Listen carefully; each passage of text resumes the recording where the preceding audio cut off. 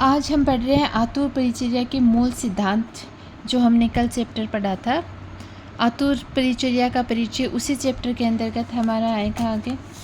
परिचर्या का विकास क्रम, परिचर्या का विकास क्रम तक हमने पढ़ लिया था। पीछे को जो हिस्ट्री थी परिचर्या की, इतिहास था, वो हमने पढ़ लिया था। और अब हम पढ़ेंगे परिचर्या का विकास क्रम। तो चलो पढ़ते हैं परिचर्या का विकास क्रम। सृष्टि की उत्पत्ति के साथ ही मानव का विकास क्रम प्रारंभ हो गया। जो सृष्टि की उत्पत्ति हुई थी तभी से मानव क्रम, जो विकास क्रम है, वो प्रारंभ हो गया था। मौलिक चिंतन, नए नए आविष्कार तथा उत्तरोत्तर कार्य करने में दक्षता, यह विकास का मूल मंत्र रहा है। विकास का मूल मंत्र रहा है कि उत्तरोत्तर लगातार कार्य करने की दक्षता और नए नए आविष्कार करना। मानव सेवा को पुण्य कार्य मानकर धार्मिक कार्य के आधार पर किया जाता था, जिससे शारीरिक सुख के साथ आत्म संतोष की प्राप्ति होती है। प्रारंभिक काल से अद्यतन परिचर्या के विकास को निम्नलिखित विभागों में बांटा जा सकता है। आगे इसमें कितने भागों में बांटा गया है वो पढ़ेंगे हम। तो पहला है आदिकाल। टाइम के हिसाब से कि कौन कौन से समय से बांटा गया है। आदिकाल, आदिकाल में है सृष्टि के विकास क्रम पर दृष्टिपात करने से यह स्पष्ट होता है कि सभी प्राणियों को समूह में रहने पर तथा अपने बौद्धिक एवं शारीरिक दक्षता के अनुसार परस्पर सेवा की भावना नरसंगिक गुण के रूप में पाई जाती है। जो नरसंगिक का मतलब होता है कि जो गुण कभी नष्ट ही ना हो, जो परस्पर सेवा करने का गुण है, वो कभी नष्ट नहीं होने वाला गुण है। धीरे धीरे अभी तो मानवता खत्म होती जा रही है, वरना जो आदिकाल है उसमें यही कहा गया है कि मनुष्य के अंतर्गत जो दूसरों की सेवा करने की जो भावनाएं हैं वो कभी भी नष्ट नहीं होती, जो कि परोक्ष परिचर्या के अंतर्गत मानी जाती थी। वर्तमान समय में भी पशुओं की विभिन्न जातियों के जीवन यापन करने के तौर तरीकों में मित्र पशु के प्रति सद्भाव परस्पर देखा जाता है। एक पशु के घायल या मृत हो जाने पर उसी जाति के पशुओं के द्वारा या उसके मित्र पशुओं द्वारा क्रोध करना, सहायता करना, शोक के रूप में उस स्थान पर एकत्रित हो जाना आदि इनका उदाहरण रहा है। कर्मों के आधार पर आदिकाल में मानव विभिन्न कार्य करता था। कोई व्यक्ति हिंसक जंतुओं से बचने के लिए शस्त्र बनाता था, कोई व्यक्ति जीवार्पण करने के लिए कृषि कार्य करता था, कोई व्यक्ति वन में घूमकर औषधि संग्रहण कर चिकित्सा सेवा का कार्य करता था। ये सभी कार्य उस समय सामाजिक कर्तव्य के अंतर्गत माने जाते थे, जिसमें रोगी व्यक्ति की परिचर्या करना एक प्रमुख कार्य माना गया। और फिर आता है मध्यकाल। मध्यकाल के अंतर्गत वेदों व पुराणों का अध्ययन करने से यहाँ पर परिचर्या या परिचारक का उल्लेख मिलता है। मध्यकाल के अंतर्गत है जो वेद और पुराण हैं उनका अध्ययन है वो मध्यकाल के अंतर्गत किया गया था, और यहाँ पर परिचर्या या परिचारक का उल्लेख मिलता है। रोगी व्यक्ति की अन्य कुटुंब के व्यक्तियों द्वारा सेवा करना तथा उनके पुनः स्वास्थ्य की प्राप्ति होना आदि कथानक यत्र तत्र उपलब्ध होते हैं। यत्र तत्र का मतलब यहाँ वहाँ की बातें प्राप्त होती हैं। धार्मिक दृष्टि से पुण्य प्राप्त हेतु आतुर व्यक्तियों की सेवा की जाती थी। अतः इससे यह स्पष्ट होता है कि मध्यकाल में आतुर व्यक्ति की परिचर्या जीव को उपार्जन साधन के रूप में परम कर्तव्य मानकर किए जाने वाला कर्म है। फिर आता है संहिता काल। संहिता काल में क्या है, आयुर्वेदीय ग्रंथों का अध्ययन करने से यह ज्ञात होता है कि परिचर्या या परिचारक द्वारा किए जाने वाला कार्य व्याधि के समन, व्याधि मतलब रोग के समन का एक प्रमुख कार्य है। वह त्रिचरक संहिता, सुश्रुत संहिता तथा अष्टांग हृदय में चतुष्पाद के अंतर्गत परिचारक का वर्णन मिला है, परिचारक का वर्णन किया गया है।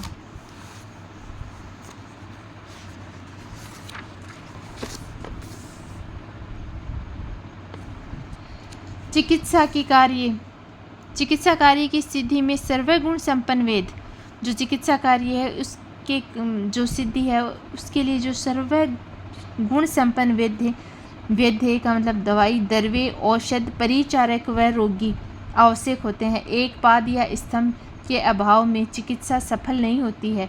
जो मतलब एक भी चीज़ की कमी हो जाती है तो उसके बाद में जो चिकित्सा है वो कभी भी संपन्न नहीं होती है। जो बीच में कमी रह जाती है वो हमेशा अधूरी मानी जाती है, चाहे एक छोटी सी ही चूक क्यों न हो जाए। एक पाद या स्तंभ के अभाव में चिकित्सा सफल नहीं होती है, अतः सभी पादों को पृथक पृथक या सम्मिलित रूप से महत्व को प्रतिपादित किया गया है। विसंग द्वारा रोगी को चिकित्सा निर्देश देने के पश्चात औषध व्यवस्था करना परिचारक का प्रमुख कर्तव्य होता है। औषधि संग्रहण करना, विभिन्न प्रकार के औषध कल्पों का निर्माण करना, पथ्य अनुपान आदि की व्यवस्था करना, रोगी के प्रति विशेष अनुराग रखना तथा चिकित्सा विषयक विभिन्न विषयों को शीघ्र संपादित करना आदि उपक्रमों का निर्देश प्राप्त होता है। संक्षेप में संहिता ग्रंथों में धर्मादि पुरुषार्थ चतुष्टय की प्राप्ति में आरोग्य या स्वस्थता का मूल उद्देश्य है तथा यह चिकित्सा व्यवस्था पर पूर्णतः निर्भर है। अतः चतुष्पादों के सर्वगुण संपन्न होने पर ही सुखायु की प्राप्ति की जा सकती है। संहिता ग्रंथों में जहाँ जहाँ रोगी चिकित्सा का उल्लेख किया गया है वहाँ पर स्वतः ही परिचर्या का वर्णन आ जाता है। फिर आता है आधुनिक काल। आधुनिक काल में विज्ञान ने हर क्षेत्र में प्रगति की। जो कार्य धार्मिक दृष्टि के आधार पर पुण्यप्रद माने जाते थे वही अर्थोपार्जन के इस युग में सेवा के साथ ही साथ धन की प्राप्ति करने का साधन मानने जाने लगा है। अब ये जो नर्सिंग हो गई है वो ज़्यादातर पैसे कमाने का काम हो गया। इंसान पैसों के लिए ही ये कार्य करता है। समय परिवर्तन में मानव सभ्यता के साथ भौतिक संसाधनों का प्रयोग व प्रचलन सभी चिकित्सा पद्धतियों में बढ़ा। मानव की पूर्ण सेवा के स्थान पर वह अर्थ लोभ के वशीभूत रहने लगा। निस्वार्थ भाव से की जाने वाली परिचर्या का धीरे धीरे लोप होने लगा, जिससे स्थान स्थान पर चिकित्सा व्यवसायों द्वारा राजाश्रय तथा धर्मार्थ चिकित्सालय का प्रचलन बढ़ा तथा प्रतिस्पर्धा के युग में नए नए आविष्कारों के आधार पर त्वरित गति से रोगी की समुचित परिचर्या की जाने लगी। विज्ञान की प्रगति के साथ ही विभिन्न प्रकार की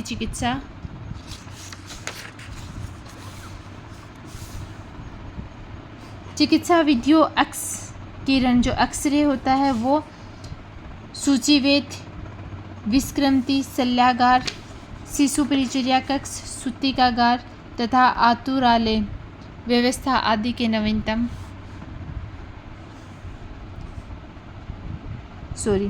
सूतिगार तथा आतुरालय व्यवस्था आदि के नवीनतम आविष्कृत परिवर्तन किए गए।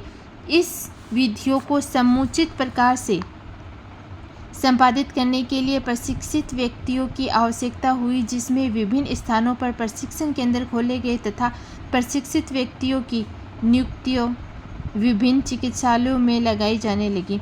आधुनिक चिकित्सा शास्त्रियों की दृष्टि से परिचर्या को पवित्र व्यवसाय के रूप में प्रतिपादित करने के लिए विश्व की प्रथम नर्स फ्लोरेंस नाइटिंगेल का उल्लेख मिलता है, जिन्होंने इस कार्य से प्रेरित होकर अन्य नर्सों को प्रशिक्षण देने का कार्य अपने हाथों में लिया था। उसका जन्म 12 मई 1820 में इटली के फ्लोरेंस नामक नगर में हुआ था। वह बाल्यावस्था से ही पशुओं व पड़ोसियों के प्रति दया भाव रखती थी तथा मानव सेवा को अपना ध्येय मानकर आजीवन अविवाहित रही। उसने सेवा के लिए विवाह भी नहीं किया था।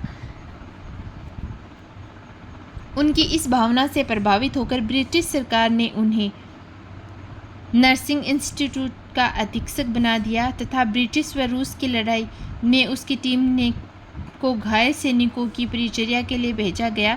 इस प्रकार उन्होंने अपना संपूर्ण जीवन मानव सेवा में लगाकर 13 अगस्त 1910 को मोक्ष की प्राप्ति हो गई। उनकी मृत्यु हो गई थी।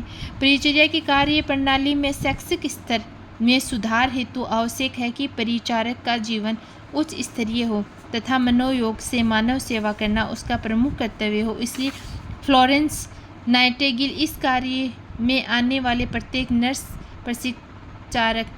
परिचारक से निम्नलिखित शपथ ग्रहण करवाती थी। इसे फ्लोरेंस की प्रतिज्ञा भी कहते थे। कौन सी शपथ ग्रहण करवाती वो अभी पढ़ेंगे हम। नाइटिंगेल शपथ, द नाइटिंगेल प्रेड। मैं ईश्वर को साक्षी मानकर इस सभा के समक्ष यह निष्ठापूर्वक शपथ लेता हूँ या लेती हूँ, जो भी अपने जेंडर के हिसाब से लेता हूँ लेती हूँ कि मैं सदैव नर्सिंग सेवा एवं व्यावसायिक आचरण का सर्वोत्तम स्तर बनाए रखूँगा या रखूँगी। मैं अपने रोगियों के धार्मिक विश्वासों का सदैव सम्मान करूँगी या करूँगा। मुझ पर विश्वास कर सौंपी गई समस्त व्यक्तिगत जानकारियाँ मेरे पास सुरक्षित रहेंगी। मैं चिकित्सक के आदेशों का सदैव ईमानदारी व निष्ठापूर्वक पालन करूँगी। मैं अपने व्यक्तिगत जीवन में भी नैतिकता के उच्च आदेशों का पालन करूँगी, जिससे मेरे व्यवसाय की प्रतिष्ठा व गरिमा में वृद्धि हो। मैं स्वास्थ्य की उन्नति, बीमारियों की रोकथाम, स्वास्थ्य की पुनर्स्थापना व पीड़ा से मुक्त इन 4 मूलभूत नर्सिंग उत्तरदायित्वों के सर्वोत्तम बनाने का प्रयास करूँगा या करूँगी। भारत में नर्सों के प्रशिक्षित करने का प्रथम प्रयास है वो 1891 में चेन्नई के राजकीय चिकित्सालयों में किया गया, परंतु उस समय यह कार्य उतना श्रेष्ठ नहीं माना जाता था जितना आज माना जाता है। पहले इस कार्य से कोई भी इंसान धन नहीं कमाता था, लेकिन आज ये जीवन उपार्जन का एक साधन बन गया है, इसलिए इसे ज़्यादा इम्पोर्टेंस दी जाने लगी है। इसलिए हिंदू मुस्लिम स्त्रियों ने इस प्रशिक्षण में कम रुचि ली, विशेषकर जो ईसाई स्त्रियां थी इस कार्य में रुचि लेती थी, जिसके फलस्वरूप 1940 में भारत में इंडियन नर्सिंग काउंसिल की स्थापना की गई, जो नर्सिंग कर्मचारियों की समस्या का निराकरण तथा नित्य नए प्रयोगों की जानकारी प्राप्त करवाता था। फिर आता है आयुर्वेद में नर्सिंग सेवा। आयुर्वेद में नर्सिंग सेवा का महत्व कैसे की जाती है, कब से शुरू हुई थी, ये सब तो इससे पढ़ेंगे। आयुर्वेद के प्रचार प्रसार व विकास में राजस्थान का प्रथम स्थान रहा है। आयुर्वेद की जो प्रचार प्रसार है, आयुर्वेद की विकास है, उसके अंतर्गत राजस्थान का प्रथम स्थान रहा। सर्वप्रथम भारतवर्ष में राजस्थान में ही 1958 में परिचारकों को प्रशिक्षण देने का कार्य प्रारंभ किया गया। उस समय आयुर्वेद विभाग के तत्कालीन निर्देशक थे वेद प्रेम शंकर शर्मा ने धात्री कल्पद प्रशिक्षण केंद्र की स्थापना की, कहाँ पे, जयपुर और जोधपुर में की, जो नियमित पाठ्यक्रम के रूप में लगभग 10 वर्षों तक चला, परंतु राजश्री के अभाव मतलब पैसों के अभाव व बेरोजगारी की समस्या से प्रभावित होकर इसे बंद कर देना पड़ा। पुनः 1978 में यह डिप्लोमा कोर्स शुरू हुआ, जो शुरू में प्रारंभ किया गया 1978 के, तथा 1990 से 2002 तक राजस्थान विश्वविद्यालय जयपुर में संचालित होता था। उस समय अजमेर, उदयपुर व जोधपुर में राजकीय व धौलपुर, भांकरोटा जयपुर, बापूनगर जयपुर में निजी प्रशिक्षण केंद्र सेवारत थे, परंतु कुछ समय पश्चात जो उदयपुर जो केवल आदिवासियों के लिए आरक्षित था, भांकरोटा क्षेत्र जयपुर वाला और बापूनगर जयपुर वाला प्रशिक्षण केंद्र है वो बंद कर दिए गए। 24 मई 2003 का दिन है वो आयुर्वेद के इतिहास में स्वर्णिम अक्षरों में लिखा गया, जिस दिन भारत में द्वितीय विश्वविद्यालय के रूप में राजस्थान के सूर्य नगरी में जोधपुर नागौर राजमार्ग पर राजस्थान आयुर्वेद विश्वविद्यालय जोधपुर की स्थापना की गई, जिसमें राजस्थान के सभी आयुष चिकित्सा पद्धति जैसे आयुर्वेद हो गई, होम्योपैथी हो गई, यूनानी हो गई, योग हो गई, सिद्धा आदि के स्नातन व डिप्लोमा, स्नातन जो कॉलेज की डिग्री है और डिप्लोमा जो 1 साल 2 साल का होता है वो डिप्लोमा कोर्स के प्रशिक्षण की मान्यता दी गई है। संप्रति यह विश्वविद्यालय नित्य नए आयामों को स्थापित करते हुए अपना कार्य सुचारू रूप से संचालित कर रहा है। सन 2009-10 में राजस्थान प्रांत में निम्नलिखित आयुर्वेद और नर्स कंपाउंडर प्रशिक्षण केंद्र है, ये हम कल पढ़ेंगे। और ये जो जोधपुर वाला राजस्थान आयुर्वेद विश्वविद्यालय की स्थापना की गई थी, हम इसी के अंतर्गत जो हमारा DNNP का कोर्स है वो भी इसी के अंतर्गत होता है। तो इसमें जो कल पढ़ेंगे राजस्थान आयुर्वेद विश्वविद्यालय जोधपुर से संबंधित जो नर्स कंपाउंडर का प्रशिक्षण केंद्र है, कितने प्रशिक्षण केंद्र है और उसमें कितनी सीटें हैं, ये सारी बताई जाएंगी। ओके, धन्यवाद क्लास लेने के लिए आज। तो आपको यदि बुक पूरी पढ़नी है तो मेरे साथ जुड़े रहिए। धन्यवाद।